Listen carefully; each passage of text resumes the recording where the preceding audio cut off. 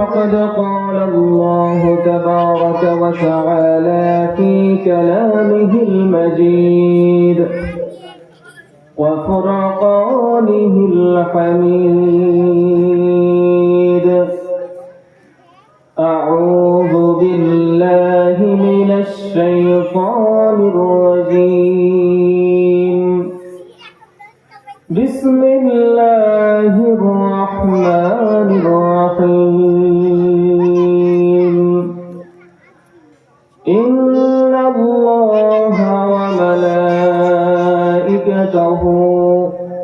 يصلون على النبي يا أيها الذين آمنوا صلوا عليه وسلموا تسليما.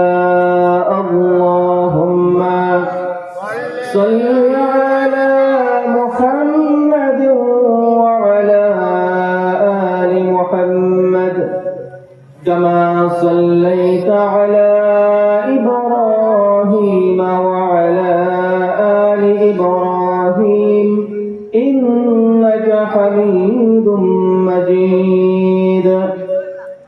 اللهم بارك على محمد وعلى آل محمد كما باركت على إبراهيم وعلى آل إبراهيم إنك حميد مجيد. অত্যন্ত মুহাব্বতের সাথে আল্লাহ রাসূলের শানে দুরূদ ও সালাম পেশ করি। সকলে সমস্বরে উচ্চ কণ্ঠে পড়ি। আল্লাহুম্মা সাল্লি আলা সাইয়্যিদিনা মাওলানা মুহাম্মদ ওয়া আলা আলি সাইয়্যিদিনা মাওলানা মুহাম্মদ। আল্লাহুম্মা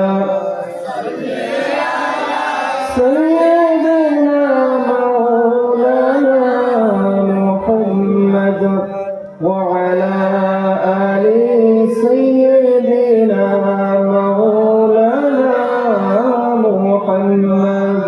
اللهم سيدنا مولانا محمد وعلى آل سيدنا مولانا.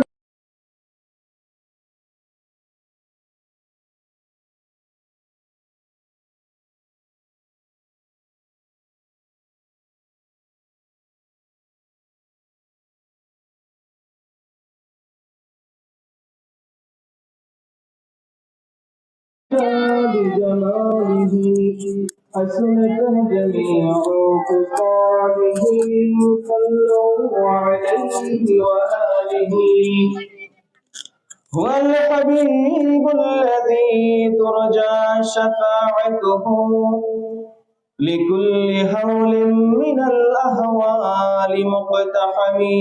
بلغ العلا بكماله كشف الدجى بجماله حسنت جميع خصاله. صلوا عليه وآله. أما بعد. সর্বপ্রথম শুকরিয়া জ্ঞাপন করছি মহান রব্বুল ইজ্জতি ওয়াল জালালের,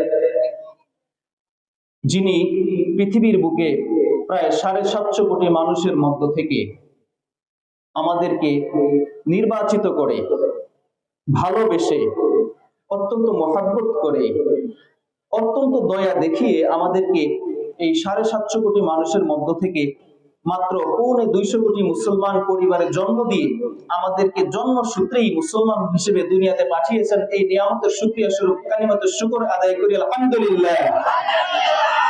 আরেকবার উচ্চ কণ্ঠে আসমান জমিন কাঁপিয়ে বলি আলহামদুলিল্লাহ। প্রিয় সুধী, পৃথিবীর বুকে আল্লাহ রাব্বুল আলামিনের যত নিয়ামত রয়েছে তার মধ্যে সর্বশ্রেষ্ঠ যে নিয়ামতটি আছে সেটি হলো আল্লাহ রাব্বুল আলামিন আমাদেরকে জন্মসূত্রেই মুসলমান হিসেবে দুনিয়াতে পাঠিয়েছেন। আমাদেরকে নতুন করে শুধু কালেমা পড়ার জন্য ত্যাগ স্বীকার করা লাগেনি। যেভাবে রাসূলের সাহাবীরা সাল্লাল্লাহু আলাইহি সাল্লাম রাদিয়াল্লাহু তাআলা আনহুম আজমাইন যেভাবে তাদের জীবন ত্যাগ করেছেন, পরিবার ত্যাগ করেছেন, রাষ্ট্র ত্যাগ করেছেন শুধু কালিমা পড়ার কারণে, শুধুমাত্র কালিমা পড়ার কারণে, অন্য কোনো কারণে না। সেই কালিমা পড়তে আমাদেরকে জীবন দিতে হয়নি, আমাদেরকে পরিবার ত্যাগ করতে হয়নি, আমাদেরকে রাষ্ট্র ত্যাগ করতে হয়নি। সারা পৃথিবীর বুকে অসংখ্য মানুষ, আমি একটু পূর্বেই বলেছি, প্রায় 7.5 কোটি মানুষের মধ্য থেকে আমরা মাত্র 250 কোটি মুসলমান, আর বাকি সবই কাফের। এর মধ্যে অসংখ্য মুসলমানও আছে যারা মুসলমান পরিবারে জন্মগ্রহণ করেও পথ হারা হয়ে যুগের স্রোতে গা ভাসিয়ে দিয়ে কেউ এখন হয়তো মদ খেয়ে মাতাল অবস্থায় আছে, কেউ হয়তো রাস্তার পাশে পড়ে আছে, কেউ হয়তো অনাহারে কষ্টে আছে, কেউ হয়তো সিনেমা হলে সিনেমা দেখতেছে, কেউ হয়তো এই গভীর রজনীতে কানের মধ্যে ইয়ারফোন লাগিয়ে গেমস খেলতেছে, কেউ ভিডিও দেখতেছে। এত অসংখ্য অগণিত পাপের মধ্য থেকেও আল্লাহ রাব্বুল আলামিন আমাদেরকে পূত পবিত্র হয়ে সমস্ত পাপ থেকে মুক্ত হয়ে আমাদেরকে একটি ন্যাক উদ্দেশ্যে এই মাহফিলের ময়দানে আসার, বসার, তার প্রশংসা করার, তার রাসূলের শানে দুরূদ ও সালাম পেশ করার সুযোগ করে দিয়েছেন। এই জন্য আরেকবার কালিমাতুশ শুকর আদায় করি আলহামদুলিল্লাহ। প্রিয় মুসলিম ভাই ও বোনেরা, প্রিয় মুসলিম ভাইয়েরা, এখনো যারা আপনারা আশেপাশে ঘোরাঘুরি করছেন, বাড়িতে বসে আছেন অথবা দোকানে বসে আছেন, অনেকে হয়তো ভাবছেন যে আমি বাসায় বসে ওয়াজ শুনতে পাচ্ছি, কিন্তু না, এই ওয়াজের তাসির এবং এই ওয়াজের মধ্যে যে রহমত আল্লাহর বর্ষণ হয়, এটার থেকে আপনি বঞ্চিত হচ্ছেন। বুখারী শরীফে জলিলুল কদর সাহাবী হযরত আবু হুরায়রা রাদিয়াল্লাহু তাআলা আনহু থেকে বর্ণিত আছে, একদল আল্লাহর বিশেষ ফেরেশতা আছেন, ফোর্স। এদের কাজ হলো সারা পৃথিবীর বুকে ভ্রমণ করা আর খুঁজে বের করা কোথায় আল্লাহ রাব্বুল আলামিনের জিকির হচ্ছে, কোথায় আল্লাহ রাব্বুল আলামিনের স্মরণ হচ্ছে, কোথায় আল্লাহর কালামের মাহফিল হচ্ছে। এরা এগুলো খুঁজে খুঁজে বের করেন। আর যেখানেই এনারা মাহফিল হতে দেখেন, আল্লাহর জিকিরে মগ্ন মানুষদেরকে দেখেন, সেখানেই ওই স্থানকে জমিন থেকে শুরু করে আসমান পর্যন্ত রহমতের চাদরে ঢেকে ফেলেন। সুবহানাল্লাহ। তার মানে এই মাঠটা এতদিন হয়তো খেলার মাঠ ছিল অথবা অন্য কোনো কাজে এটা ব্যবহার হইতো, কিন্তু আজকে এই মাঠটা কোনো সাধারণ মাঠ নেই। এই মাঠটা এখন রহমতের চাদরে ঢেকে আছে এবং ফেরেশতারা এই মাঠে এই জমিন থেকে শুরু করে আসমান পর্যন্ত তাদের পাখায় ঢেকে ফেলছেন। এটা হাদিসের কথা। আল্লাহ রাব্বুল আলামিন এই ফেরেশতাদের কাছে জানতে চান, ও ফেরেশতারা, এই যে এখানে লোকগুলো বসে আছে এই মাহফিলের ময়দানে, এরা কি করছে? তখন ফেরেশতারা আল্লাহ রাব্বুল আলামিনকে উত্তর দেন, আল্লাহ, এরা আপনার প্রশংসা করছে, আপনার মাহাত্ম্য বর্ণনা করছে, আপনার শ্রেষ্ঠত্ব বর্ণনা করছে। আমরা আল্লাহর শ্রেষ্ঠত্ব বর্ণনা করেছিলাম না একটু আগে, আল্লাহর প্রশংসা করেছিলাম না? ফেরেশতারা এই উত্তর দেয় যে আল্লাহ, তারা আপনার প্রশংসা করছে। আল্লাহ রাব্বুল আলামিন জানা সত্ত্বেও আবার জিজ্ঞেস করেন, ও আমার ফেরেশতারা, তারা আমার কাছে কি চায়? ফেরেশতারা বলেন, আল্লাহ, তারা আপনার কাছে আপনার জান্নাত চায়। আল্লাহ রাব্বুল আলামিন আবার জিজ্ঞেস করেন যে তারা কি কখনো আমার জান্নাত দেখেছে? ফেরেশতারা বলেন যে না, আল্লাহ, এরা কখনোই আপনার জান্নাত দেখে নাই। আল্লাহ আবার জিজ্ঞেস করেন, এরা যদি আমার জান্নাত দেখতো তাহলে কেমন করতো? ফেরেশতারা বলে, আল্লাহ, তারা না দেখি আপনার জান্নাতের জন্য এত পাগল পারা হয়ে আপনার মাহফিলের ময়দানে ছুটে আসছে, তারা যদি জান্নাতকে নিজের চোখে দেখতো তাহলে আরো বেশি বেশি আপনার ইবাদত করতো, আরো বেশি বেশি আপনার কাছে জান্নাত চাইতো। এবার আল্লাহ রাব্বুল আলামিন আবার তৃতীয় প্রশ্ন করেন, ফেরেশতারা, এরা আমার কাছে কিসের থেকে আশ্রয় চায়? ফেরেশতারা উত্তর করেন, আল্লাহ, এরা আপনার কাছে জাহান্নাম থেকে আশ্রয় চায়। সর্বশেষ আল্লাহ রাব্বুল আলামিন উত্তর দিয়ে দেন ফেরেশতাদেরকে, আমার ফেরেশতারা, উশহিদুকুম আন্নী গাফারা লাকুম গফিরতু লাকুম, ও আমার ফেরেশতারা, তোমরা সাক্ষী থাকো, এই মাহফিলের ময়দানে যারা আসছে, যারা আমার প্রশংসা নিমগ্ন আছে, যারা আজকে আমার তাফসীর শোনার জন্য আসছে, আমার কালাম শোনার জন্য আসছে, এখানে প্রত্যেকটা মানুষকে আমি ক্ষমা করে দিলাম। আর একটু জোরে বলা যাবে না সুবহানাল্লাহ? প্রত্যেকটা মানুষকে আল্লাহ ক্ষমা করে দিয়েছেন। আল্লাহ রাব্বুল আলামিন আমাদেরকে তার ক্ষমাপ্রাপ্ত বান্দাদের অন্তর্ভুক্ত করুন, বলেন আমিন।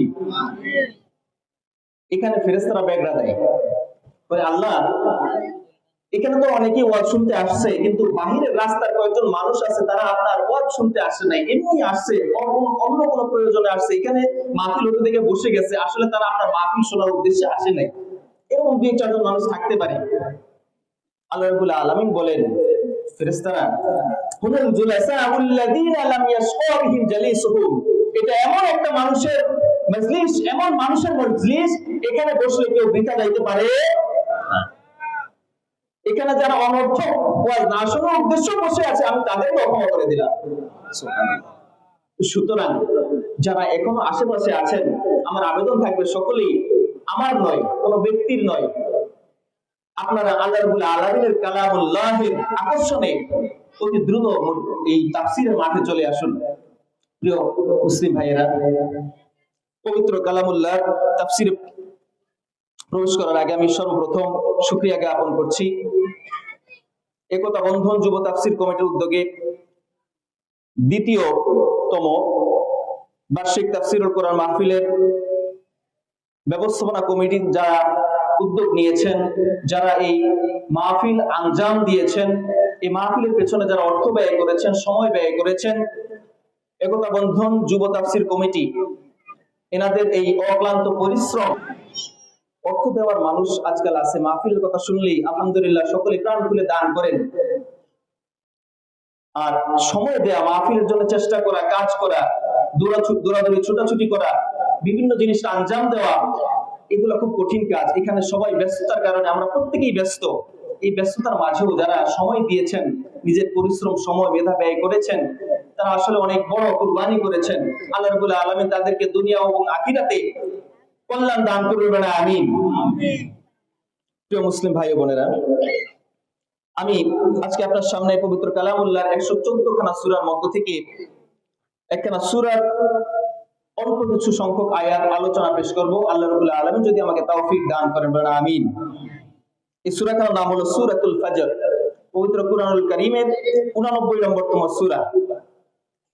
এই সূরাখানা অত্যন্ত গুরুত্বপূর্ণ একখানা সূরা।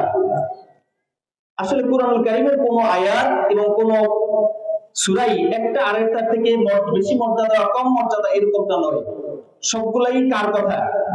আল্লাহর কথা। সুতরাং সমস্ত কুরআনের সমস্ত আয়াত এবং সমস্ত সূরার মর্যাদাই সমান। তারপরও কেন বললাম এটা গুরুত্বপূর্ণ সূরা? কারণ এই সূরার শুরুতে আল্লাহ কসম করেছেন। আল্লাহ কি করেছেন? কসম করেছেন। সাধারণ মানুষ আমরা কসম করি, আমাদের গ্রামের ভাষা বলে কিরা করা, এটাকে আরবিতে বলে কসম, শপথ, হলফ করা। আমরা সাধারণ মানুষ কসম করি কখন? যখন আমার কথা কেউ অবিশ্বাস করবে বা আমার কথাটা বিশ্বাস করবে না, এই কথাটাকে বিশ্বাসযোগ্য করার জন্য আমরা কসম করি। আল্লাহর কসমে আমি এই কাজটা হইতে দেখছি, আল্লাহর কসমে কাজটা আমি করেছি, বলি না আমরা? এটা করি কেন? আমাদের কথাটাকে সত্য হিসাবে মানুষের কাছে গ্রহণযোগ্য করার জন্য। কিন্তু আল্লাহ কি মিথ্যা বলেন? আল্লাহ কি মিথ্যা বলতে পারেন? আল্লাহর সিফাতের সাথে যায় না। তাহলে আল্লাহ কেন কসম করলেন?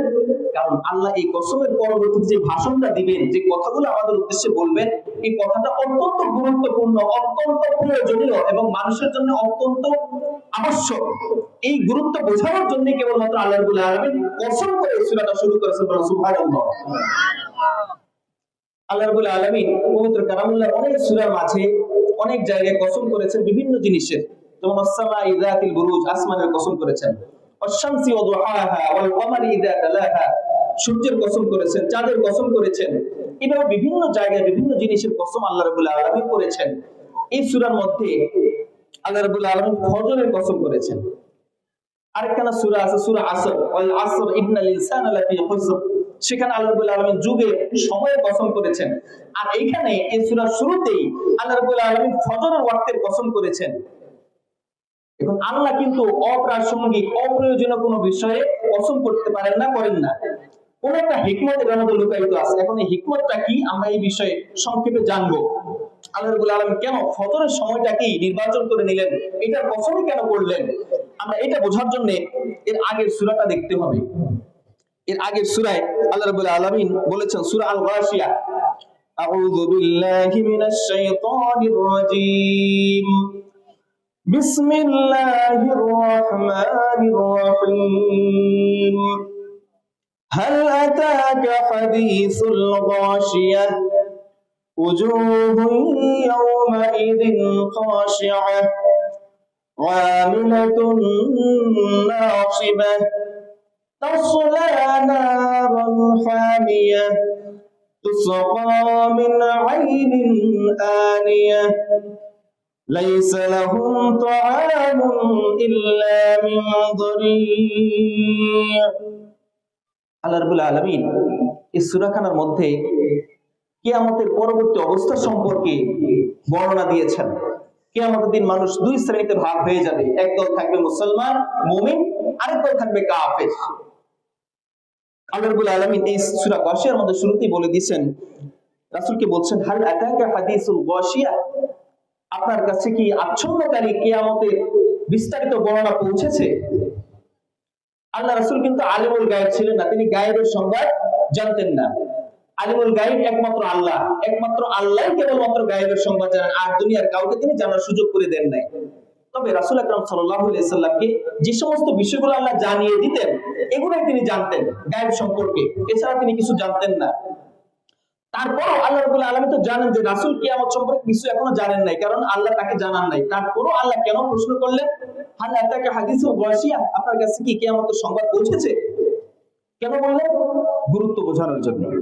আমরা কখনো মানুষকে প্রশ্ন করার মাধ্যমে আমরা জানি যে মানুষের উত্তরটা জানে না, তারপর বলি যে ভাই আজকে দৌলতখানে একটা মিটিং আছে, মিটিং এ কি আসবে তুমি জানো? আমি জানি সে জানে না, তারপরে কেন বলি? গুরুত্ব বোঝানোর জন্য, যে একজন গুরুত্বপূর্ণ মানুষ সেখানে আসবে, তুমি কি এটা জানো না? আল্লাহ তার রাসূলকে উদ্দেশ্য করে বলছেন, হে রাসূল, আপনি কি কিয়ামতের বিস্তারিত সংবাদ আপনি কি পেয়েছেন? পাননি। এবার আল্লাহ বর্ণনা দিতেছেন, উজুহুন ইয়াওমাইযিন খাশিআহ, সেদিন কিছু মস্তিষ্ক, কিছু চেহারা কিয়ামতের দিন হাসরের ময়দানে নিম্নগামী থাকবে, এরা মাথা তুলে সামনে তাকানোর সাহস করবে না। বলেন নাউযুবিল্লাহ।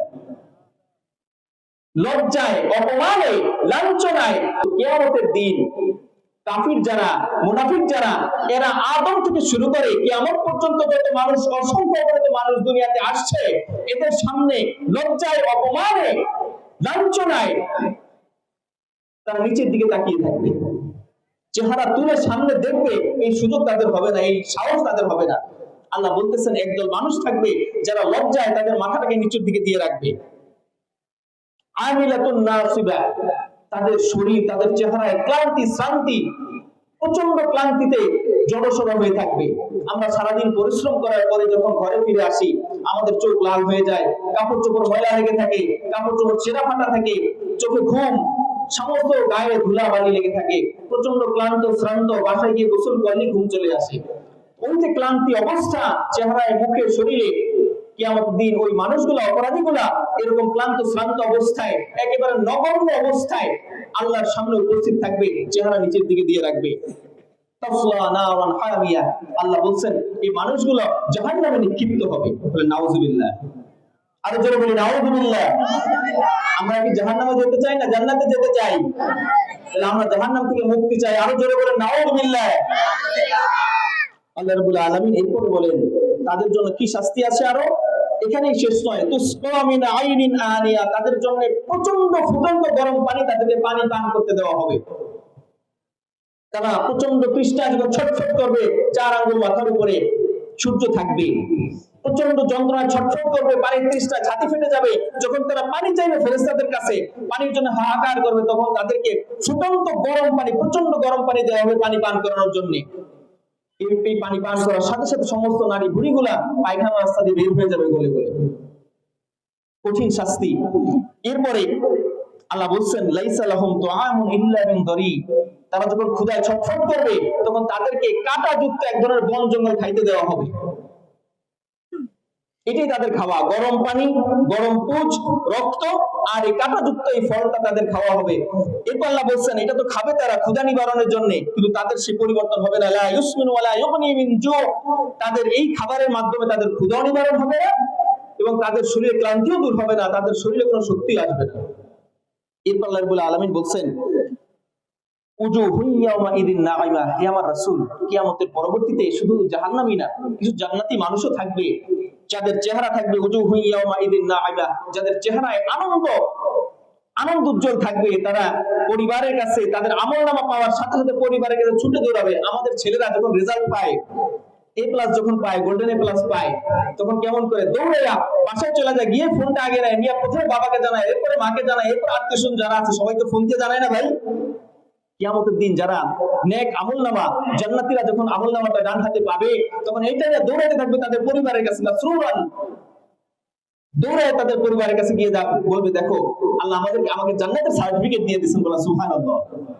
আল্লাহ তাদের বর্ণনা দিচ্ছেন, উজুহু ইয়াউমাইদিন নাঈমা, একদল মানুষ থাকবে যাদের চেহারা থাকবে আনন্দ উজ্জ্বল, আনন্দে তা উৎফুল্ল থাকবে, লিসাইহা রাদিয়া। এটা এমনি এমনি না, এই সার্টিফিকেট অর্জনের পিছনে তাদের অনেক ব্যয় ছিল, অনেক উৎসর্গ ছিল, অনেক স্যাক্রিফাইস ছিল। তারা দুনিয়াতে নেক কাজ করেছিল, তার বিনিময়ে তারা আজকে আনন্দিত হবে। লা তাসমাউ ফিহা লাগিয়া, এই জান্নাতের পরিবেশটা থাকবে যেখানে কোনো বেহুদা কথা, বেহুদা কাজ আপনি শুনতে পাবেন না। এই যে বর্ণনাটা দিলেন, এটা হলো সূরা গাশিয়া, ওই সূরা ফাজরের আগের সূরা। এখানে আল্লাহ রাব্বুল আলামিন কিয়ামতের অবস্থা বর্ণনা দিয়েছেন, কিন্তু কাফিরেরা এই কিয়ামতকে অস্বীকার করত, তারা কিয়ামতকে স্বীকার করত না। আল্লাহ রাব্বুল আলামিন সূরা ইয়াসিনের শেষের দিকে বলেন, قال من يحيي العظام وهي رميم। কাফিররা বলে, আমাদের শরীর, আমাদের মাটি, আমাদের হাড্ডিগুলো তো মাটির সাথে মিশে যাবে, আমাদের সমস্ত শরীর, আমাদের সমস্ত হাড্ডি তো মাটি খেয়ে ফেলবে, মাটির সাথে মিশে একাকার হয়ে যাবে।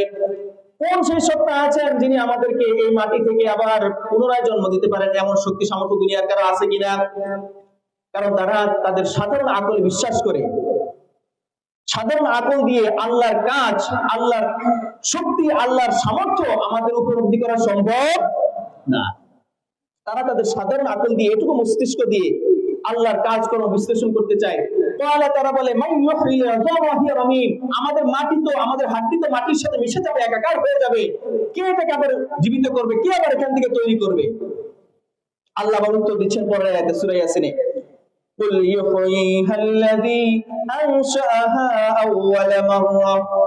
হে আমার রাসূল, আপনি বলে দেন কাফিরদেরকে, তোমরা যে যুক্তি দাও, তোমাদের এটা খোঁড়া যুক্তি, এটা আল্লাহর কাছে গ্রহণযোগ্য নয়, এটা মানুষের, সাধারণ মানুষের আকলে গ্রহণযোগ্য নয়। কুল ইউহয়িহা আল্লাযী আনশাআহা আউওয়ালা মাররা, আপনি বলে দিন এটাকে তিনি জীবিত করবেন যিনি সর্বপ্রথম তোমাদেরকে শূন্য থেকে এখানে নিয়ে আসছেন। সম্পূর্ণ শূন্য থেকে, একেবারে আমাদের কোনো চিন্তাই ছিল না, সেই শূন্য থেকে আল্লাহ রাব্বুল আলামিন আমাদেরকে জন্ম দিলেন, আমাদেরকে এত বড় করলেন, আমাদের দাড়ি হলো, গোঁফ হলো, আমরা আবার বিয়ে করলাম, আমাদের ঘরে সন্তান আসলো, সন্তান বিয়ে দিলাম, তার ঘরে আবার সন্তান আসলো। সুবহানাল্লাহ বলবেন না? আল্লাহ আমাদেরকে, আমরা দুনিয়াতে কিছু তৈরি করি, একটা জিনিস দেখে দেখে আরেকটা জিনিস তৈরি করি। এই যে কম্পিউটার, এই যে মোবাইল তৈরি করা হয়েছে, এগুলা মানুষের দেহ থেকে তৈরি করা হয়েছে। কিভাবে? আমাদের যে মস্তিষ্ক আছে, এটাকে বলা হয় সিপিইউ, সেন্ট্রাল প্রসেসিং ইউনিট, কেন্দ্রীয় প্রক্রিয়াকরণ ইউনিট, এটাকে মেমোরি কার্ডও বলা হয়।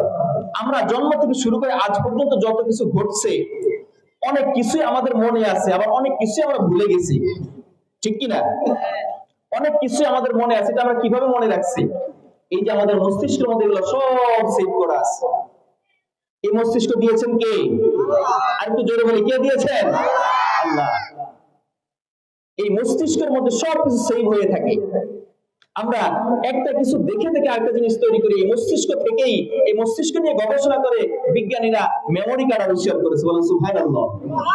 আমাদের চোখের দৃষ্টি, আমরা চোখ দিয়ে যে দৃশ্য দেখি, এই চোখের থেকে, চোখ নিয়ে গবেষণা করে বিজ্ঞানীরা ক্যামেরা আবিষ্কার করেছেন, বলেন সুবহানাল্লাহ। আমরা চোখ দিয়ে সবকিছু দেখি, এটাকে মেমোরি কার্ডে সেভ করে ফেলি। ঠিক ক্যামেরার কাজ হচ্ছে ক্যামেরা দিয়ে দেখা, আর ক্যামেরা মেমোরি কার্ডে সবকিছু সেভ করে ফেলা।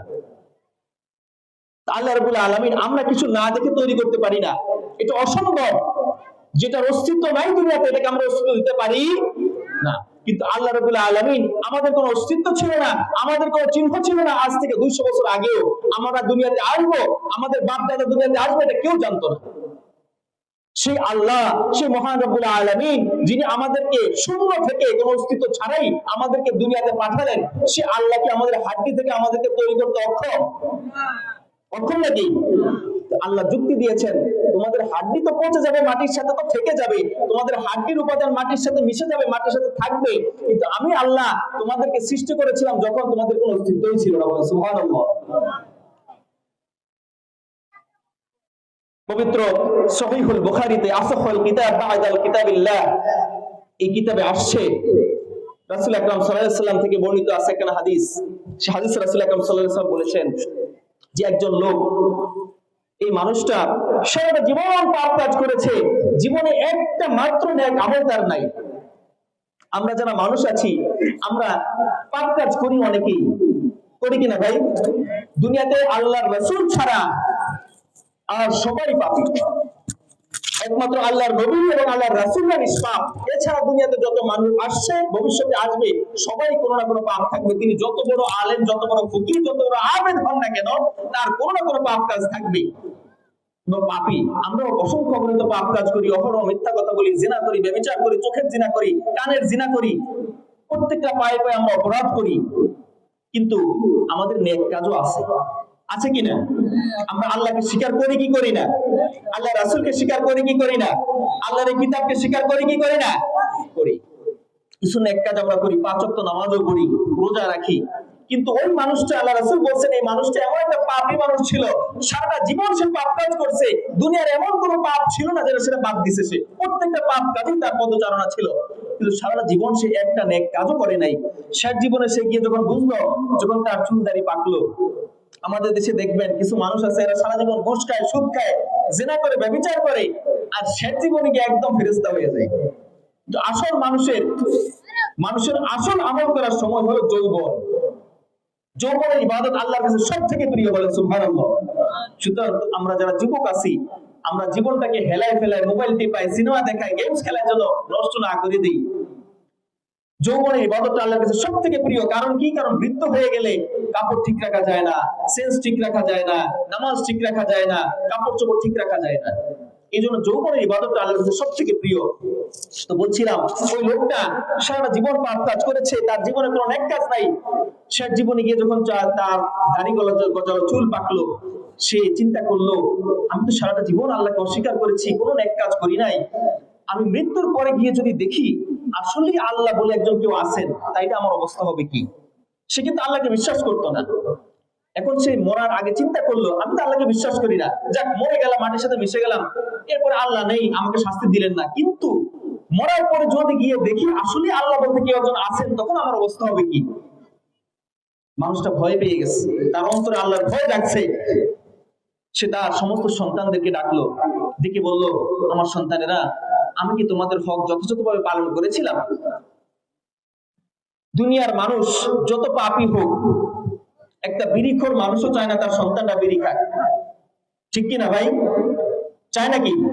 একটা চোরও চায় না তার ছেলেটা চোর হোক, একটা ঘুষখোর চায় না তার সন্তানরা ঘুষ খাক, চায় নাকি?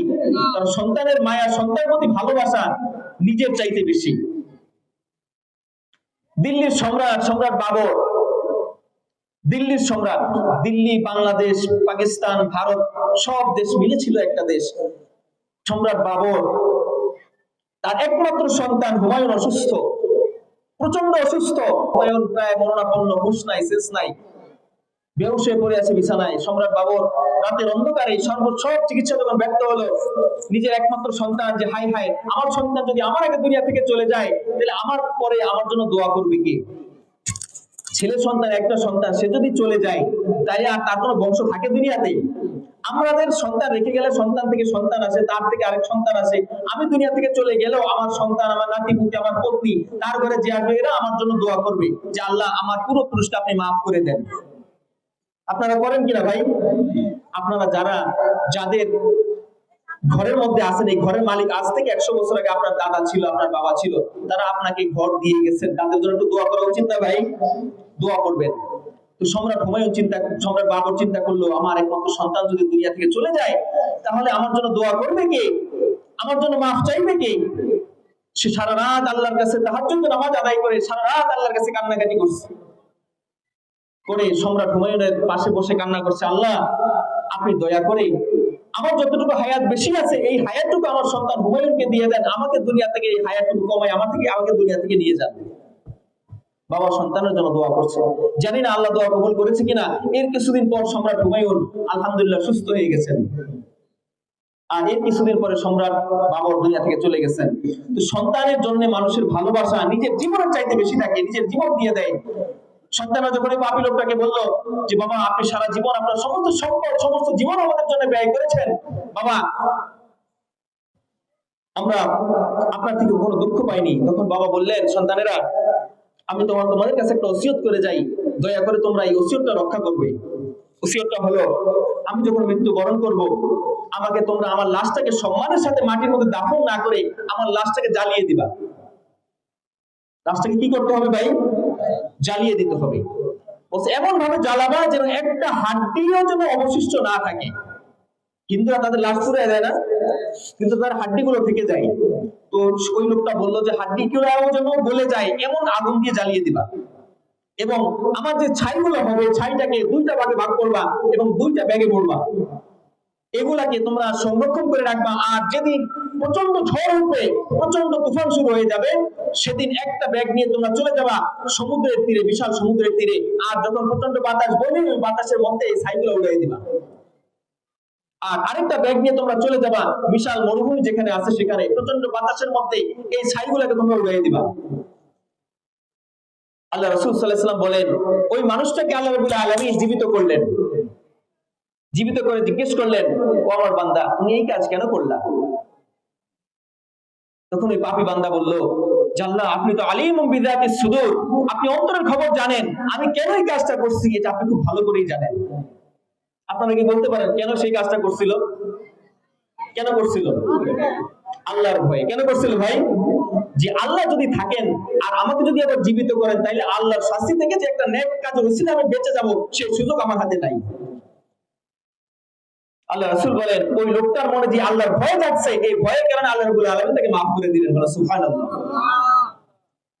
এইভাবে আল্লাহ রাব্বুল আলামিন দুনিয়া থেকে বাঁচার, আল্লাহর হাত থেকে বাঁচার কোনো উপায় নাই। আপনি যেখানেই যান যেভাবে মৃত্যুবরণ করেন আল্লাহ আপনাকে অবশ্যই তৈরি করতে সক্ষম। সক্ষম কিনা আল্লাহ?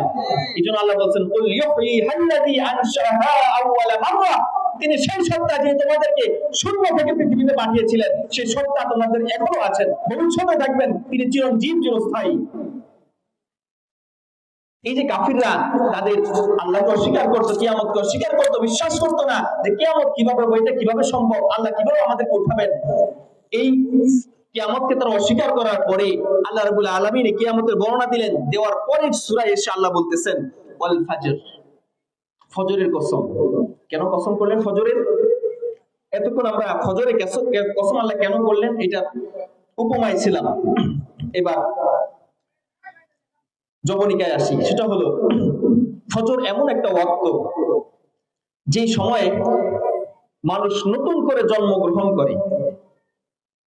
আমরা ঘুমাতে যাওয়ার আগে রাসূলের সুন্নাহ সম্মত একখানা দোয়া পড়ি, ঘুমানোর দোয়া। এই দোয়াটা কি আপনারা জানেন? একটু উচ্চ স্বরে বলেন তো, আল্লাহুম্মা আমুতু আহইয়া, আল্লাহুম্মা বিসমিকা আমুতু ওয়া আহইয়া। এই দোয়াটা কে শিখিয়েছেন আমাদেরকে? আল্লাহ রাসূল। কে শিখিয়েছেন ভাই? আল্লাহ রাসূল সাল্লাল্লাহু আলাইহি সাল্লাম। এটার অর্থ কি আপনারা জানেন? অনেকেই জানেন, আবার অনেকেই জানেন না হয়তো। আল্লাহুম্মা, হে আল্লাহ, বিসমিকা, আপনার নামের ওসিলা, আপনার নামের মাধ্যমে, আমুতু, আমি মৃত্যুবরণ করছি। সুবহানাল্লাহ বলবেন না? কিন্তু আমি কি মৃত্যুবরণ করতেছি না? ঘুমাইতে যাইতেছি। এই ঘুমটাও একটা মৃত্যু।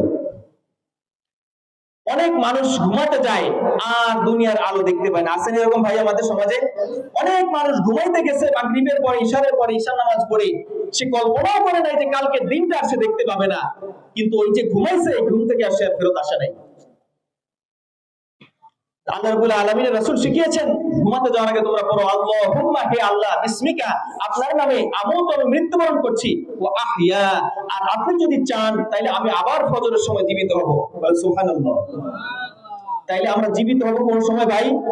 আল্লাহ রাসূল এক হাদিসে বলছেন একজন মুমিন বান্দা যখন ওযুর সাথে পবিত্র অবস্থায় ঘুমাতে যায় তখন তার রূহটা তার শরীর থেকে বের হয়ে যায়। বল সুবহানাল্লাহ। মানুষ যখন মৃত্যুবরণ করে তখন আজরাইল আলাইহিস সালাম, মালাকুল মউত, তার অধীনস্থ ফেরেশতাদেরকে দিয়ে তার রূহটাকে টেনে বের করে নিয়ে আসেন তার শরীর থেকে। কিন্তু আল্লাহ রাসূল বলছেন একজন মুমিন বান্দা যখন পূর্ণ পবিত্র হয়ে, একটা শর্ত মনে রাখবেন, পূর্ণ পবিত্র হয়ে যখন ঘুমাতে যায় ওযু করে, তখন তার রূহটা অটোমেটিক তার শরীর থেকে আল্লাহর ইচ্ছা বের হয়ে সপ্তম আসমানে চলে যায়। বলেন সুবহানাল্লাহ। এই রূহটা আল্লাহর দরবারে চলে যায়, আর আল্লাহ রাব্বুল আলামিন তাকে সাথে সাথে বলেন উসজুদনি, আমাকে সিজদা করো, সাথে সাথে রূহটা আল্লাহ সিজদা করে থাকে। বলেন সুবহানাল্লাহ। সারাটা রাত যতক্ষণ পর্যন্ত ওই মানুষটা পবিত্র অবস্থায়, ঘুমন্ত অবস্থায় থাকে, ওই তার রূহটা আল্লাহর সিজদায় করে থাকে। বলেন সুবহানাল্লাহ। আবার যখন সে জাগ্রত হয়, ফজরের এলার্ম যখন, ফজরের আযান যখন তার কানে ঢোকে, তাকে যখন কেউ ধাক্কা দেয়, যখন সে আবার জীবিত হয়, তখন আবার আল্লাহ রাব্বুল আলামিন তার আদেশে ওই রূহটা আবার তার শরীরে ফেরত আসে। বলেন সুবহানাল্লাহ। আল্লাহ রাব্বুল আলামিন সূরা তাওবার মধ্যে এক জায়গায় বলছেন যে আমি তোমাদেরকে মৃত্যু দান করি, আর যার মৃত্যু লেখা নেই তাকে ঘুমের মাধ্যমে মৃত্যু দান করি। বলেন সুবহানাল্লাহ। মৃত্যু যে হবে, আর মৃত্যু থেকে যে আমরা আবার জীবিত হব, এই শিক্ষাটা আমরা পেলাম কার থেকে ভাই? কুরআনুল কারীম থেকে। কোথা থেকে পেলেন?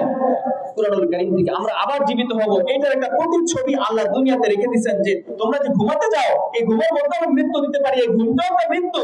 আবার যে ঘুম থেকে তোমরা মানুষের নড়াচড়ায় জাগো, ঠিক একই ভাবে তোমাদের মৃত্যুর পরে তোমরা যখন কবরে থাকবে, তোমাদেরকে কবর থেকে একজন মানুষ আছেন, ফেরেশতা আছেন, তিনি জাগিয়ে দিবেন। সেই ফেরেশতা কে বলতে পারেন? হযরত ইসরাফিল আলাইহিস সালাম। তিনি কে?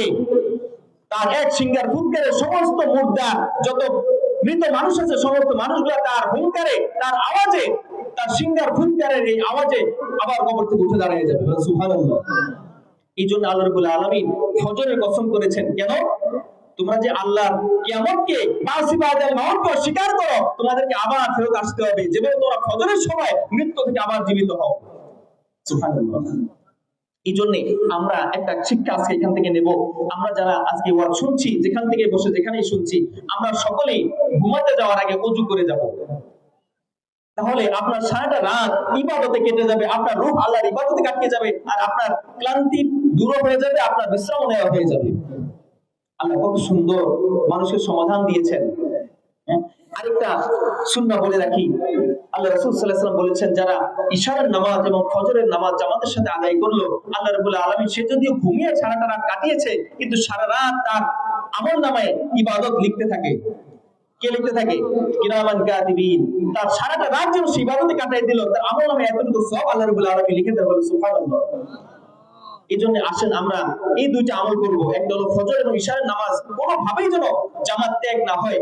আর আরেকটা বিষয়, সেটা হলো আমরা ওযুর সাথে ঘুমাতে যাব ইনশাআল্লাহ। এরপরে আল্লাহ রাব্বুল আলামিন বলছেন, ওয়াল ফাজরি ওয়া লায়ালিন আশর, কসম ফজরের, আর কসম করছি লায়ালিন আশর, 10 রাতের। এখন আল্লাহ রাব্বুল আলামিন কিন্তু ফজরের কসম করছেন, কিন্তু কোন মানুষের জন্য জায়েজ হবে না আল্লাহ ছাড়া কারো নামে কসম করা। আমরা অনেক সময় বিভিন্ন মানুষের নামে, বিভিন্ন জীবজন্তুর নামে, মাটির নামে, আসমানের নামে, নিজের নামে কসম করি। আছে না এমন আমাদের সমাজে? এটা জাহালাত, এটা মারাত্মক পর্যায়ের শিরক। আমরা জানি না এটা। আল্লাহ রাসূল সাল্লাল্লাহু আলাইহি ওয়াসাল্লাম বলেন, মান হালাফা বিগাইরিল্লাহি ফাকাদ আশরাক, যে আল্লাহ ছাড়া অন্য কারো নামে কসম করলো সে শিরক করলো। নাউযুবিল্লাহ। আমরা অনেক সময় বলি যে মাটির কসম করে বলছি, মাটির উপরে দাঁড়ায় আমি বলতেছি আমি কাজ করছি, আমি আমার মাথায় হাত দিয়ে বলতেছি, আমি মাথার কসম করে বলছি আমি কাজ করছি। বলে নাউযুবিল্লাহ। এই কাজ করা যাবে না। একমাত্র যিনি সৃষ্টি করার সামর্থ্য রাখেন, কেবলমাত্র সেই স্রষ্টার নামেই কসম করা যাবে, আর কারো নামে কসম করা যাবে না। এটা হলো মাসালা, একটু জেনে রাখবেন, জানিয়ে দিবেন সকলকে যে আল্লাহ ছাড়া কারো নামে কসম করে যাবে না। আর আল্লাহর নামে ছাড়া যদি কারো নামে কসম করেন, এটা শিরক। আর শিরক হলো সবথেকে বড় পাপ। এই পাপ আল্লাহ কোনোদিন ক্ষমা করবেন না। কিন্তু আল্লাহ রাব্বুল আলামিন যেহেতু স্রষ্টা, তিনি সবকিছুর মালিক, তিনি যা খুশি তার কসম করতে পারেন। কিন্তু মানুষের কোনো কিছু সৃষ্টি করার শক্তি নাই, সামর্থ্য নাই। সুতরাং আল্লাহ ছাড়া কারো জন্য, কারো নামে কসম করার সাহসও তার হবে না, তার অধিকারও নেই।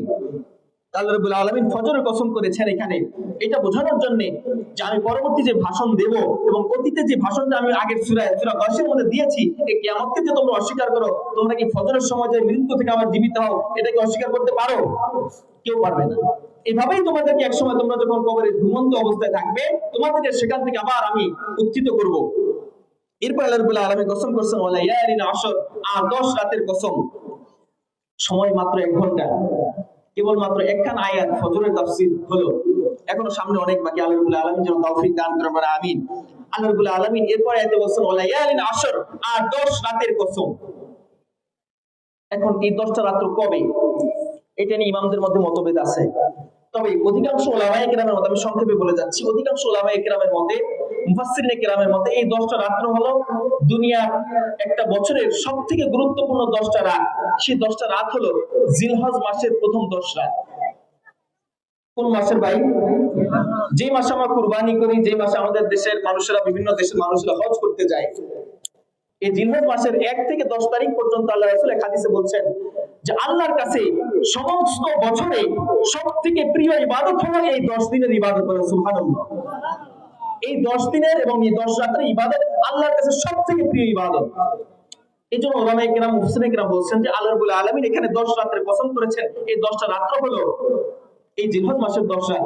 আবার তাফসীরে তাফহিমুল কোরআনে এসেছে, আবুল আলা মওদুদী বলেছেন যে এই 10টা রাত হলো প্রত্যেক মাসের যে 30টা দিন, এর প্রত্যেকটা 10 রাত। এটা আবার বৈজ্ঞানিক বিশ্লেষণ, এতে গেলে আবার সময় চলে যাবে অনেক। তারপর সংক্ষেপে বলি, সেটা হলো প্রথম 10টা রাত, আরবি মাসের প্রথম 10টা রাত থাকে অন্ধকার, সূর্যটা চিকন হয়ে থাকে। এরপরে 10টা রাত্র, মাঝে যে 10টা রাত্র, এই 10টা রাত্র সূর্যটা আস্তে আস্তে বড় হতে থাকে এবং বড় হয়ে সম্পূর্ণ হয়ে যায় এবং সারাটা রাত্র আলো ঝলমল থাকে। আবার সর্বশেষ যে 10টা রাত, এই 10টা রাত আবার অন্ধকারে ঢেকে যায়। এই যে আল্লাহর সায়েন্টিফিক পরিবর্ধন, ক্রমাগমন, এটার মাধ্যমে আল্লাহ বোঝাতে যাচ্ছেন যিনি এই কাজগুলো করছেন তিনি আল্লাহ, এখনো আছেন, ভবিষ্যতে আছেন, তিনি হাইয়ুন কাইয়ুম, চিরঞ্জীব চিরস্থায়ী, তিনি তোমাদেরকে আবার কবর থেকে উঠাতে পারবেন। এটা প্রমাণই আল্লাহ রাব্বুল আলামিন কসমগুলোর মধ্যে দিয়েছেন। এরপর আল্লাহ রাব্বুল আলামিন কসম করেছেন ওয়াশ-শাফঈ ওয়াল ওয়াতর, কসম জোর এবং বিজোরে। এই জোর এবং বিজোরের তাফসীরে 36 জন উলামায়ে কেরাম, মুফাসসিরিনে কেরাম 36টা মত দিয়েছেন যে আল্লাহ বেজোর এবং জোর দ্বারা কি উদ্দেশ্য করেছেন, এটার ব্যাখ্যা তো আল্লাহ ক্লিয়ার করেন নাই। কিন্তু মুফাসসিরিনে কেরাম বলেছেন, 36 জন মুফাসসিরিনে কেরাম 36টা মত দিয়েছেন। তার মধ্যে সবথেকে গুরুত্বপূর্ণ মত হলো যে আল্লাহ রাব্বুল আলামিন এখানে জোর দ্বারা জিলহজ মাসের 10 তারিখ উদ্দেশ্য করেছেন, যেদিন আমরা কুরবানি করে থাকি। এই মাসটা হলো জিলহজ মাসের কয় তারিখ ভাই? 10 তারিখ। জিলহজ মাসের কয় তারিখ? এর কথা বলতে হবে, নাহলে আমি বুঝবো যে আপনারা আমার কথা বুঝেন না অথবা আমি বুঝাইতে ব্যর্থ হচ্ছি। জিলহজ মাসের কয় তারিখ ভাই? 10 তারিখ। এটা কি জোর না বেজোর? জোর। উলামায়ে কেরাম বলছেন যে এই জোর সংখ্যা দ্বারা উদ্দেশ্য হলো জিলহজ মাসের 10 তারিখ অর্থাৎ কুরবানির দিন। আর বেজোর শব্দ দ্বারা, যে বেজোর আল্লাহ বলেছেন, এই বেজোর দ্বারা উদ্দেশ্য হলো জিলহজ মাসের 9 তারিখ। জিলহজ মাসের কয় তারিখ? 9 তারিখ। এই দিনটা কি ভাই? আরাফার দিন। আরাফার দিনটা মুসলিম বিশ্বের জন্য এত গুরুত্বপূর্ণ, আল্লাহ রাসূল বলেছেন আরাফার দিনে যদি কেউ একটা রোজা রাখে, তার পিছনের 1 বছর এবং সামনের 1 বছরের সমস্ত সগীরা গুনাহ আল্লাহ মাফ করে দিবেন। সুবহানাল্লাহ। আর একটু জোরে বলা যাবে না সুবহানাল্লাহ? পিছনে তো মাফ করছেনই, সামনে যে 1 বছর সগীরা গুনাহ হবে, সমস্ত গুনাহ আল্লাহ মাফ করে দিবেন। তো উলামায়ে কেরাম বলেন এই গুরুত্বপূর্ণ দিনের কসম আল্লাহ এখানে করেছেন। আর আরো কিছু তাফসীরে পাওয়া যায়, পৃথিবীতে জোর এবং বেজোর এর বাইরে কেউ কোনো সংখ্যা নেই। আসমান কয়টা ভাই? 7টা। আসমান কয়টা? আসমান কয়টা? জান্নাত কয়টা? 7টা। জান্নাত, জাহান্নাম কয়টা? 7টা। জান্নাত কয়টা? এবার বলি, আসমানের সংখ্যা কি জোর না বেজোর? বেজোর।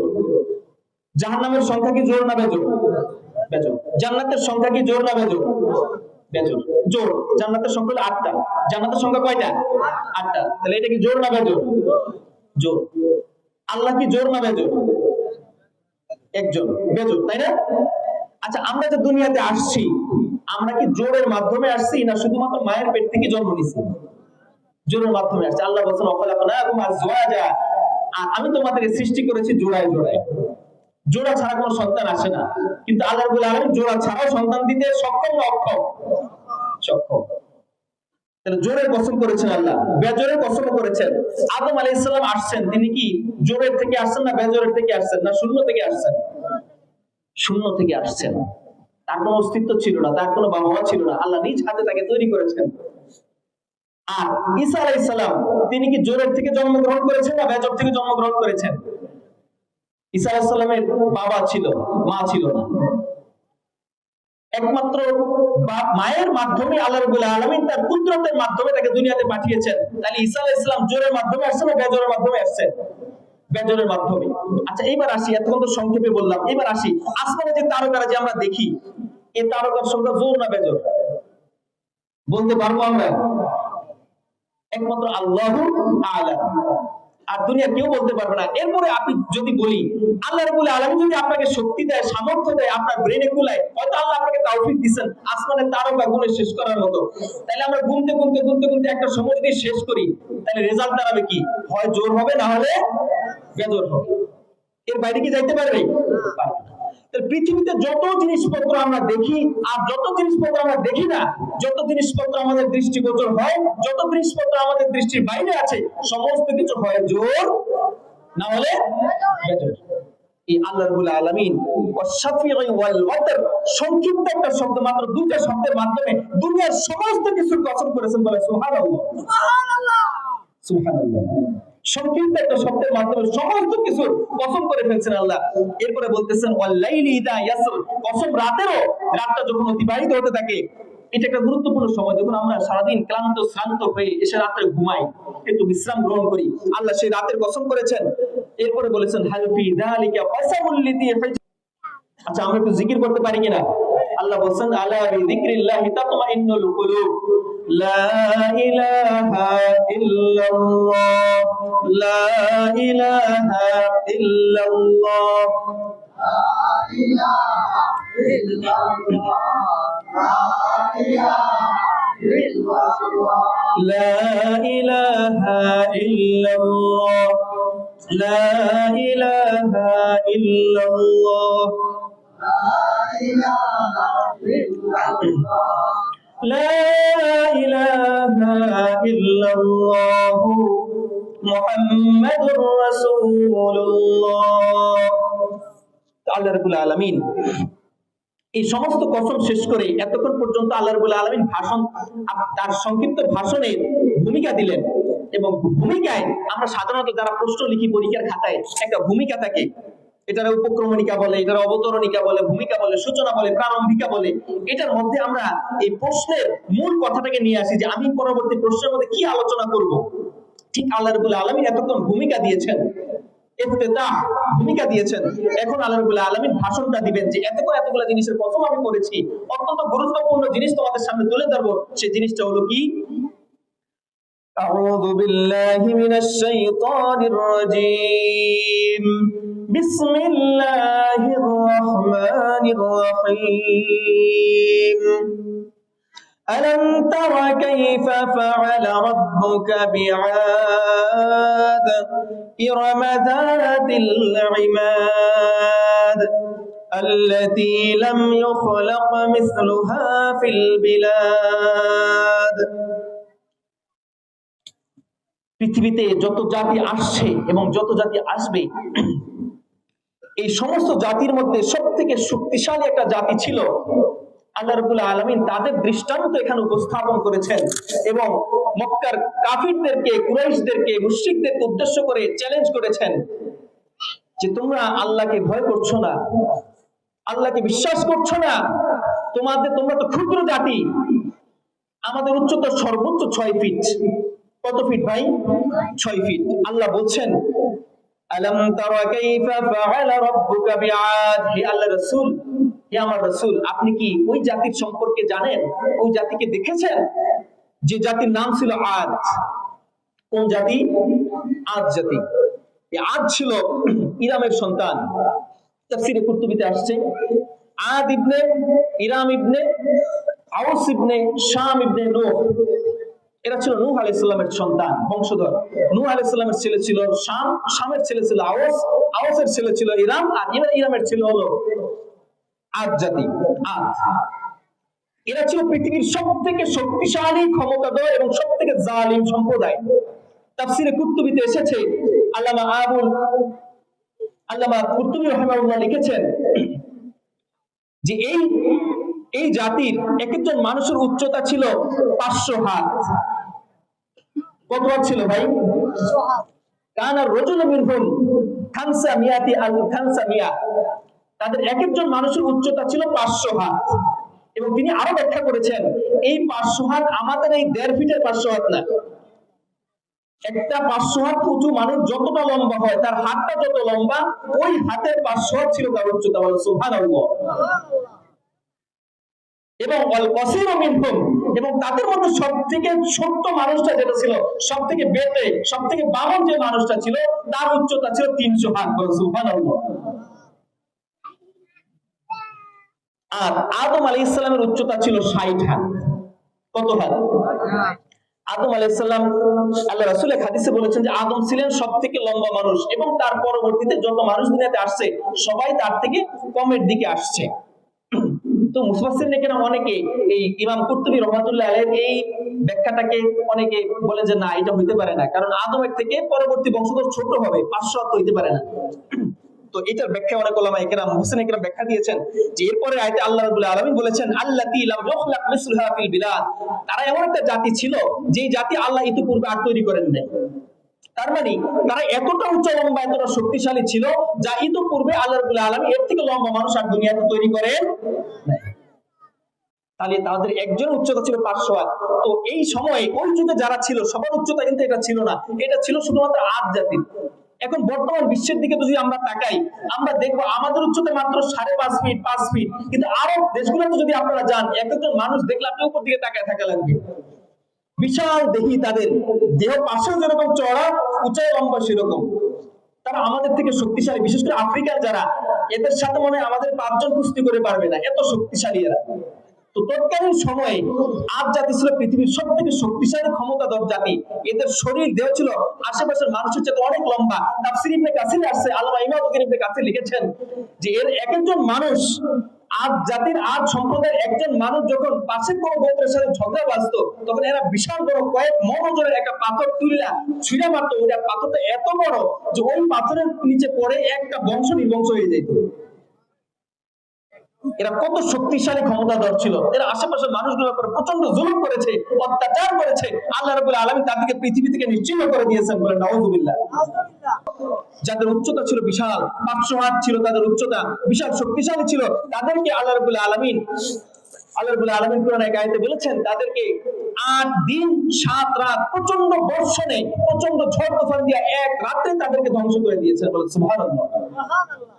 এবং তাদের মৃত্যুর পরে আল্লাহ কুরআন কারীমে সরাসরি বলেছেন যে তাদের মৃত্যুর পরে তাদের ওই এলাকার ধ্বংস হয়ে যাওয়ার পরে ওই এলাকা আর বেঁচে থাকার মতো মানুষ ছিল না। হে রাসূল, আপনি যদি সেখানে দেখতেন তাহলে দেখতে পাইতেন যে মানুষগুলা, আমরা খেজুর গাছ কাটি না ভাই, খেজুর গাছের কিন্তু একদম শিকড় সহ কাটি না, শিকড় বাদ দিয়ে উপরের অংশটা কেটে ফেলি, যেটুকু আমাদের দরকার। তো কেটে ফেলার পর ওই শিকড়টা কিন্তু পচে না, ওইখানে থেকে যায়। অনেকগুলা খেজুর গাছের মুড়া যেরকম পড়ে থাকে, আমিও তাদেরকে ধ্বংস করে বিশাল বিশাল দেহ ছিল, এদেরকে দুমড়ে মুচড়ে বলের মতো করে খেজুর গাছের গোড়ার মতো করে ময়দানের মধ্যে ফেলে রেখেছি, বলেন আল্লাহু আকবার। আল্লাহ এটার দ্বারা থ্রেট দিচ্ছেন কাফিরদেরকে যে সেই বিশাল বড় জাতি ছিল, শক্তিশালী জাতি ছিল, ক্ষমতাধর জাতি ছিল, তাদেরকে আমি দুনিয়া থেকে নিশ্চিহ্ন করে দিছি। তোমরা যদি আমার কিয়ামতকে বিশ্বাস না করো, তোমাদের ধ্বংস করা আমার এক তুরির ব্যাপার। এরপর আল্লাহ রাব্বুল আলামিন বলেছেন ইরমা যাতিল ইমাদ, এই যে বলেছিলাম আদ জাতির পিতৃপুরুষ, আদের বাবা ছিল ইরাম। এই ইরাম জাতীয় শক্তিশালী ছিল, তাদেরকে আল্লাহ রাব্বুল আলামিন পৃথিবী থেকে নিশ্চিহ্ন করে দিয়েছেন। এবং তারা ছিল কেমন, আল্লাতী লাম ইখলাক মিসলুহা ফিল বিলাদ, তারা বিশাল বিশাল ঘর তৈরি করত, পাহাড় কেটে ঘর তৈরি করত, বিশাল বিশাল ঘর তৈরি করত, যেগুলা দেখলে আমরা অবাক হয়ে যাব। আগেকার যুগের আমরা যখন যারা জাদু করে গেছি ঢাকায়, দেখছি যে আমাদের এই আজ থেকে 150 বছর আগেকার রাজা বাদশাদের যে বিশাল বিশাল খাট, আমরা দাঁড়াইলে ছাদের সমান, আমাদের মাথার সমান, এত বিশাল বিশাল খাটে তারা ঘুমাইতে উঠতো। তাদের ঘর বাড়িগুলা এরকম বিশাল বিশাল ছিল, তারা বিশাল বিশাল ইমারত তৈরি করতো, ঘর তৈরি করতো। এবং তাফসীরে কুরতুবীতে আসছে, আপনারা সাদ্দাদের বেহেশতের কাহিনী শুনছেন কিনা? সাদ্দাদ ছিল যে দুনিয়াতে বেহেশত নির্মাণ করেছিল আল্লাহর সাথে চ্যালেঞ্জ করে। এই সাদ্দাদ ছিল এই আদের সন্তান। আদের 2 জন সন্তান ছিল, একজনের নাম ছিল সাদ্দাদ, আরেকজনের নাম ছিল সাদীদ। এই আদ জাতি ধ্বংস হয়ে যাওয়ার পরে এদের মধ্যে যখন 2-1 জন মানুষ বেঁচে ছিল, এদের মধ্য থেকে একজনের সন্তান আসছিল 2 জন, তাদের একজনের নাম ছিল সাদীদ, আরেকজনের নাম ছিল সাদ্দাদ। তো সাদিদ একটা সময় মারা যায়, মারা যাওয়ার পরে সাদ্দাদ রাজত্বভার গ্রহণ করে এবং সে এই রাজত্ব দেখাশোনা করতো, সমগ্র পৃথিবী সে শাসন করত। এক পর্যায়ে যখন নবীগণ দাওয়াত দিলেন ইসলামের এবং জান্নাত জাহান্নামের সংবাদ দিলেন, তখন এই আদ তাদের সাথে চ্যালেঞ্জ করে যে আমার আল্লাহর জান্নাতের আমার দরকার নাই, বলে নাউজুবিল্লাহ। সাদ্দাত নবী রাসূলকে চ্যালেঞ্জ করলো, আল্লাহর জান্নাতের আমার দরকার নাই, আমি দুনিয়াতে জান্নাত নির্মাণ করে তোমাদেরকে দেখিয়ে দেবো, বলে নাউজুবিল্লাহ। সাদ্দাত বেঁচে ছিল 900 বছর। কত বছর ভাই? 900 বছর। এই হায়াত দিবেন কে? আল্লাহ। 900 বছর দুনিয়ার বুকে বেঁচে ছিল। তাফসীরে কুরতুবীতে আসছে যে সে এই 900 বছরে তার এই জান্নাত নির্মাণ করতে, দুনিয়ার জান্নাত নির্মাণ করতে সময় নিয়েছিল 300 বছর। কত বছর? 300 বছর। এই 300 বছর ধরে সে জান্নাত নির্মাণ করলো। জান্নাতের দেওয়ালগুলো ছিল স্বর্ণ আর রৌপ্যের, আর তার যে ইমারতগুলা, খুঁটিগুলা, পিলারগুলা ছিল, এগুলো ছিল মারাত্মক দামি দামি হীরা জহরতের। সমগ্র দেশ থেকে যত হীরা জহরত ছিল কিনে নিয়ে আসছে, আর যেখানে সামর্থ্য ছিল, জোর যার মূল্যতার নীতি ছিল, সেখান থেকে কেড়ে নিয়ে আসছে, এনে ঘর তৈরি করলো। সর্বশেষ আল্লাহ রাব্বুল আলামিন তাকে তার ঘরে প্রবেশ করতে দেন নাই। যেদিন সে ঘর উদ্বোধন করবে, ঘরের ফটকে গেছে, আমাদের দেশে দেখবেন রাস্তা করলে, সরকারি ভবন করলে, এটাকে উদ্বোধন করার জন্য আমরা একজন নাম করা মন্ত্রী বা এমপি কে নিয়ে আসি। একটা নেম প্লেট থাকে, কাপড় দিয়ে ঢাকা থাকে, এটাকে ঢেকে রাখি। মন্ত্রী আসলে তিনি নিজ হাতে কাপড়টা টেনে ফাঁকা করেন, এটার মাধ্যমে করতালি দিয়ে উদ্বোধন করি, ঠিক না? ঠিক সাদ্দাতের এই বেহেশত নির্মাণ করেছে, করার পরে সমস্ত কিছু ঢেকে রাখা হয়েছে, পুরো বেহেশতকে ঢেকে রাখা হয়েছে, কাউকে দেখতে দেওয়া হয় নাই। সাদ্দাত যখন তার সৈন্যদল সহ আসলো তার বেহেশতে ঢোকার জন্য, উদ্বোধন করার জন্য, সে যখনই মূল ফটকের পর্দা খুলে দেওয়া হলো, সে দেখলো ভিতরে একদম জুব্বা পরা লোক ঘুরতেছে। সেটার মধ্যে দুধের নহর ছিল, মধুর নহর ছিল, সাদা পানির নহর ছিল। ঠিক জান্নাতের বর্ণনা যেভাবে নবী রাসূলকে দিয়েছেন, সে সমস্ত কিছু ওর মধ্যে তৈরি করে রাখছে। তার রাগে সে ফেটে পড়ছে যে আমি আমার জান্নাতে এখনো ঢুকলাম না, আর বাইরে একজন লোক এসে আমার অনুমতি ছাড়ার মতো ঢুকে গেল, এত বড় সাহস, এত বড় স্পর্ধা। সে তার সৈন্যদলকে বলল, একে ধরে নিয়ে আসো। নিয়ে আসার পরে তাকে জিজ্ঞেস করলো, তুমি কে? তোমাকে এটার মধ্যে ঢোকার অনুমতি দিল কে? তখন সে বলল, এটার মধ্যে ঢুকতে, শুধু এটার মধ্যে না, পৃথিবীর কোন প্রান্তে, মাটির নিচে, আসমানের উপরে ঢুকতে আমার কোনো অনুমতি লাগে না। এই মানুষটা কে ভাই? আজরাইল আলাইহিস সালাম, মালাকুল মউত। যখন জিজ্ঞেস করলো, তুমি কে, তোমার পরিচয় কি? মালাকুল মউত বলল, আমি হলাম আল্লাহ নির্ধারিত জীবন নাশকারী ফেরেশতা মালাকুল মউত। ওর কলিজায় কি আর পানি আছে? আমাদের যাদের ফাঁসির আসামি, এদের কাছে শেষ ইচ্ছা জানতে যাওয়া হয়, আচ্ছা বলেন তো, একটা মানুষ মৃত্যুবরণ করবে, তার কিছুক্ষণ পরে ফাঁসি হবে, তার জীবনের শেষ ইচ্ছা কি হইতে পারে? একটা শেষ ইচ্ছা তার, যে ভাই আমার ফাঁসির থেকে মুক্তি দিয়া দাও। এটা তার শেষ ইচ্ছা, কিন্তু এটাকে পূরণ করা হয়? অথচ এরকম ক্ষমা ভিক্ষা চায়, জীবন ভিক্ষা চায়। জীবনের মালিক কে? মৃত্যুর মালিক কে? আল্লাহ। নমরুদকে ইব্রাহিম আলাইহিস সালাম দ্বীনের দাওয়াত দিবেন। নমরুদকে যখন ইব্রাহিম আলাইহিস সালাম চ্যালেঞ্জ করলেন, তোমার তো রব হওয়ার কোনো যোগ্যতা নাই, শক্তি নাই, তখন নমরুদ বলল, আমি তো জীবন দিতে পারি, আমি জীবন নিতে পারি। নমরুদ যুক্তি দিল, এ মনে করো আমি তোমাকে মেরে ফেলবো, তোমার রায় হয়ে গেছে, তোমাকে মেরে ফেলবো, তার মানে আমি তোমাকে মেরে ফেললে আমি তোমার মৃত্যুর মালিক, তোমাকে মৃত্যু দিয়ে দিলাম। আর আমি না, তোমাকে মারবো না, ছেড়ে দিলাম, তার মানে আমি তোমাকে জীবন দিয়ে দিলাম, আমি তোমার জীবনের মালিক হয়ে গেলাম। বলে নাউজুবিল্লাহ। শয়তানের যুক্তি শয়তানের মতোই। এইবার ইব্রাহিম আলাইহিস সালাম বললেন, ঠিক আছে, যাক বুঝলাম, যদিও তোমার যুক্তি গ্রহণযোগ্য না, ঠিক আছে, আমি ধরে নিলাম তুমি জীবনও দিতে পারো, জীবন নিতে পারো। এবার সূর্য পূর্ব দিক থেকে ওঠে, তুমি এটাকে পশ্চিম দিক থেকে উঠায় দেখাও। এটা কি পারবে? ও 14 গোষ্ঠী টেনে উঠাতে পারবে? পৃথিবীর 800 কোটি মানুষ কি টেনে উঠাতে পারবে? পারবে না। আল্লাহ বলছেন, সেই কাফিরটা নাকানি চোবানি খায়, সেখান থেকে মুখ কালো হয়ে চলে গেল। তো বলছিলাম যে পৃথিবীর এই শ্রেষ্ঠ জাতি যারা ছিল, শক্তিশালী জাতি যারা ছিল, কোন প্রসঙ্গে ছিলাম? প্রসঙ্গটা হারিয়ে ফেলছি। বেহেশতের কথা বলছিলাম। তো সাদ্দাত তার বেহেশতে ঢোকার সময়, তার এখন যখন শুনলো যে আমার মৃত্যুর ফেরেশতা এখানে উপস্থিত, তার তো আর জীবনে পানি নেই, তার রুহে পানি নেই। সে সর্বশেষ তার জীবনের ইচ্ছা প্রকাশ করলো যে ভাই, আমার তো মৃত্যু হবে নিশ্চিত, কুল্লু নাফসিন যায়িকাতুল মাউত, প্রত্যেকটা প্রাণীকে মৃত্যু স্বাদ গ্রহণ করতে হবে। ইযা জাআ আজালুহুম লা ইস্তাখিরুনা সাআতান ওয়া লা ইস্তাকদিমুন। আল্লাহ বলেছেন যে মানুষের মৃত্যুর সময় যখন চলে আসবে, কোনো কওমের, লা ইস্তাখিরুনা সাআতাও ওয়া লা ইস্তাকদিমুন, সেই সময়টাকে পিছাও দিতে পারবে না, সামনেও দিতে পারবে না। সেরকম বলতে পারবে না ভাই আমাকে একটু পরে মৃত্যু দেন, এটাও বলতে পারবে না যে আল্লাহ আমাকে একটু আগে মৃত্যু দেন, এই সুযোগ তার নাই। সে বলছে ভাই আমাকে একটুখানি সময় দাও, আমি আমার এই 300 বছর ধরে অত্যন্ত পরিশ্রম করে জান্নাতটা নির্মাণ করেছি, আমাকে শুধু জান্নাতে একটু ঢোকার সুযোগ দাও। আজরাইল বলেন যে না, তোমার প্রতি আল্লাহর হুকুম হলো তোমাকে এইখানে এই অবস্থায় তোমার জান কবজ করতে হবে। কিন্তু মন কি আর মানে, সে চাইছিল দৌড়ে জান্নাতের মধ্যে ঢুকবে, তারা হুড়া করে পা নামাইছে, সাথে সাথে তার জান কবজ হয়ে গেছে। আল্লাহ জালিমকে জান্নাতে ঢুকতে দেন নাই। আল্লাহ রাব্বুল আলামিন পৃথিবীর ইতিহাসে যত জালিম সম্প্রদায় ছিল,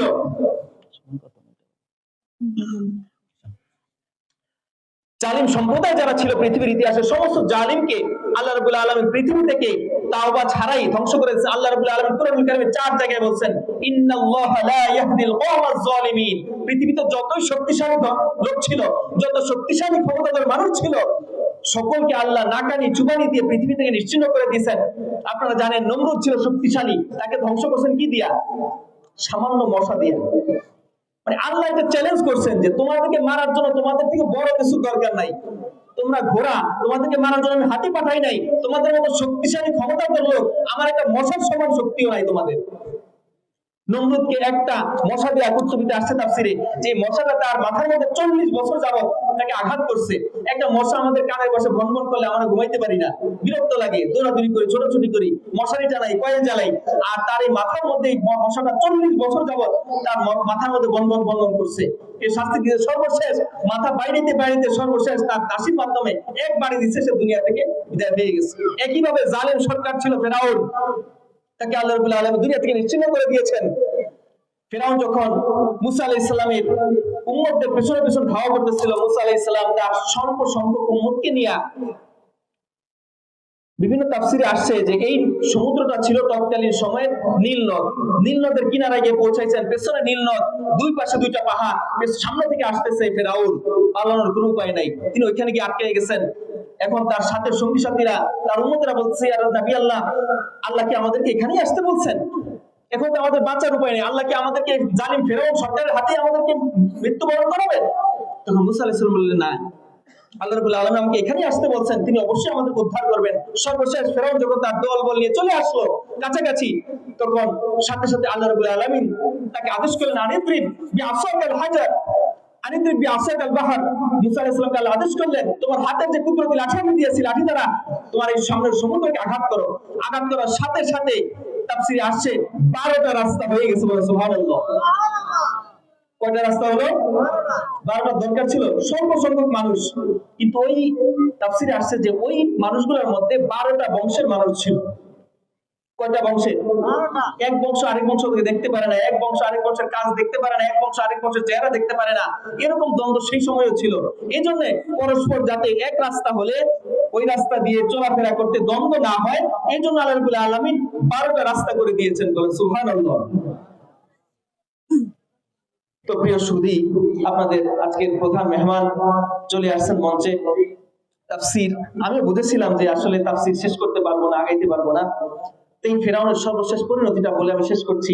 ওই 12টা রাস্তা দিয়ে তারা যখন চলে গেল, ফেরাউন মানে দাঁড়িয়ে আছে, কি করবে? পার হবে না এখানেই শেষ হয়ে যাবে, ওদেরকে শেষ করে দিবে, দাঁড়িয়ে থাকবে, কি করবে দিশা পাচ্ছে না। কিন্তু তার সাথে সৈন্য থেকে সে বুঝাতে পারছিল না, সে যে ভয় পাচ্ছে, কারণ তাদেরকে যদি বুঝিয়ে দেয় তাহলে তারা সেখান থেকে পালিয়ে যাবে ফেরাউনকে রেখে। সর্বশেষ আল্লাহ রাব্বুল আলামিন জান্নাত থেকে জিবরাইল আলাইহিস সালামের মাধ্যমে একটা ঘোড়া পাঠিয়ে দিলেন, মহিলা ঘোড়া। ঘোড়াকে বাংলায় বলে, মহিলা ঘোড়াকে বলে ঘটকি। তাফসিরে আসছে এই ঘোড়াটা এত সুন্দরী সুশ্রী ছিল, জিবরাইল আলাইহিস সালাম এই ঘোড়াটা নিয়ে ফেরাউনের সামনে দিয়ে ওই নদী পার হয়ে যাচ্ছিল, আর ফেরাউন যখন দাঁড়িয়ে ছিল, ফেরাউনের ঘোড়াটা ওই সুন্দরী ঘোড়া দেখে দেখে ওইটা পিছনে দৌড়ানো শুরু করছে।